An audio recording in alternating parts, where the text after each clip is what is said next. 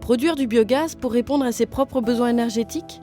10 agriculteurs travaillant sur 4 exploitations voisines se sont donné les moyens de relever ce défi. Ainsi est né le site de méthanisation Agribiométhane à Mortagne-sur-Sèvre. Après 9 mois de travaux, la première injection de biogaz dans le réseau de gaz de Mortagne-sur-Sèvre a eu lieu le 18 avril 2014. Une grande première dans l'ouest de la France. Mais essayons de mieux comprendre son fonctionnement. Celui-ci se passe en 3 étapes. La production de biogaz, le digestat et l'épuration du biogaz en biométhane. Commençons par la production de biogaz. La méthanisation suppose des matières premières. Dans cette unité de Mortagne-sur-Sèvre, plusieurs types de matières organiques alimentent l'installation. Elles proviennent des élevages et de l'industrie agroalimentaire. Les déchets agricoles que sont le lisier et le fumier apportent en plus les bactéries méthanogènes. Le fumier, matière solide, est chargé à partir des exploitations. Le lisier, matière liquide, est pompé sur le lieu de production et acheminé jusqu'à l'installation. Soulignons ici qu'un tiers des lisiers sont produits à proximité de l'installation et y sont directement acheminés sans l'utilisation des transports extérieurs. Les boues provenant des résidus d'exploitation d'entreprises comme la boulangère constituent les matières agroalimentaires qui apportent la graisse nécessaire au mélange.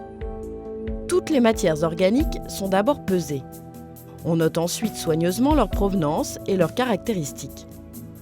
Le fumier et les boues sont ensuite déversés dans la trémie. Le bâtiment qui accueille ces matières est mis en dépression, ce qui permet d'une part de contenir les mauvaises odeurs et d'autre part d'aspirer l'air environnant. Ainsi, aucune odeur n'émane de ces opérations de déversement. L'air aspiré passe par un mélange de tourbe et d'écorces humides dont la fonction est de piéger les odeurs, tandis que des bactéries désodorisent au maximum l'air traité. Les matières premières dans la trémie sont déversées dans la fosse tampon où elles sont brassées en permanence. Le lisier est vidé directement dans la fosse tampon. Étanche, la fosse tampon permet de limiter l'arrivée d'air dans le prémélange pour préserver la qualité finale du biogaz. Le prémélange issu de la fosse tampon est broyé et transféré dans le digesteur où il est complété par 10% de son volume avec de la graisse agroalimentaire, stockée elle aussi en fosse. Dans le digesteur, la matière première est chauffée à 39 degrés pendant 30 jours. Elle va progressivement se dégrader grâce aux bactéries méthanogènes qui sont déjà présentes et se multiplient dans le digesteur. La matière dégradée est transformée progressivement en biogaz. Précisons qu'il contient à ce stade du méthane, du gaz carbonique, de l'eau et du soufre. Par trop-plein, le mélange passe du digesteur au post-digesteur, où il continue à être chauffé pendant 20 jours supplémentaires. Nous l'appellerons désormais le digestat. Le post-digesteur est une réserve tampon de digestat, en amont de la séparation de phase. Il a pour fonction de parachever la réaction et d'éviter la perte de méthane. Près de 15% de biogaz est encore produit dans ce post-digesteur. Mais attardons-nous d'abord sur la deuxième étape, le sort du digestat. À la sortie du post-digesteur, le digestat est acheminé vers l'étape de séparation de phase. Là, il est régulièrement pressé par une vis sans fin permettant la séparation du liquide au travers d'une grille.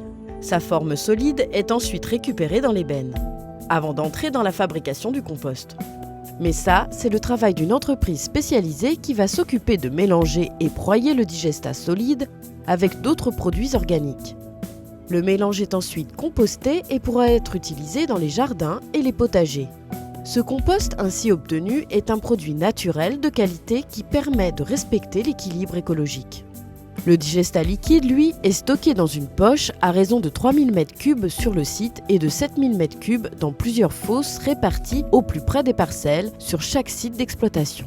Ce produit obtenu se substitue à l'engrais chimique. Il est principalement composé d'azote ammoniacal.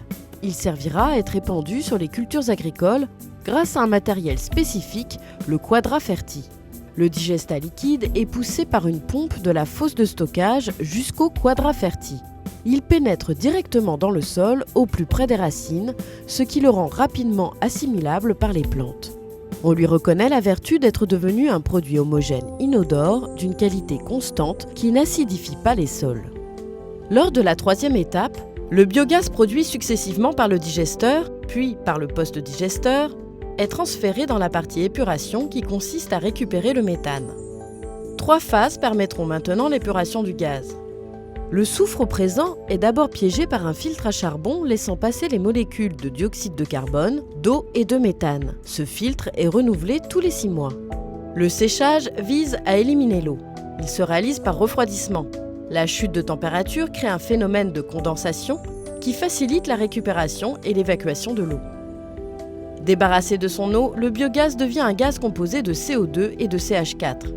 Il est mis en pression, c'est-à-dire qu'il passe de 0 à 8 bars. À ce stade, encore formé de gaz carbonique et de méthane, le biogaz est injecté dans un tube dans lequel des billes synthétiques, appelées zéolithes, piègent le CO2 et environ 1/10 de CH4. On obtient ainsi le biométhane, un gaz riche en CH4. Dans ce tube stationne un gaz pauvre, composé de CO2 et d'un peu de CH4. Il sera aspiré par une pompe à vide destinée à alimenter la chaudière en énergie. En fait, pour ne jamais interrompre le processus de séparation, un ensemble de tubes fonctionne simultanément. Le gaz pauvre, composé de 85% de CO2 et de 15% de méthane, est directement réinjecté dans la chaudière. C'est cette chaudière qui chauffe l'eau en circuit fermé sur toute l'unité et qui permet notamment de chauffer le digesteur et le post-digesteur en plus des locaux de l'unité.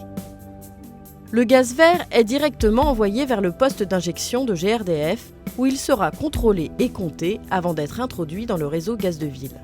C'est ce gaz qui contribue à alimenter les foyers de 1500 habitants de la ville de Mortagne-sur-Sèvre. Sans oublier les industries comme la boulangère qui utilisent ce biogaz pour la cuisson de ses produits. Ce biogaz est d'une grande qualité car il contient plus de 99% de méthane. Ainsi, à partir d'effluents d'élevage et de résidus d'industries agroalimentaires, on fabrique une énergie propre et renouvelable, produite et consommée localement. Les agriculteurs qui sont à l'origine de cette réalisation vérifient aujourd'hui que leurs 3 objectifs sont atteints. Ils ont mis en place une activité complémentaire entrant dans le champ de l'écologie en produisant un gaz vert. Ils participent à l'innovation d'une agriculture en mouvement et ils valorisent des effluents qui, jusqu'à maintenant, pouvaient menacer les équilibres environnementaux.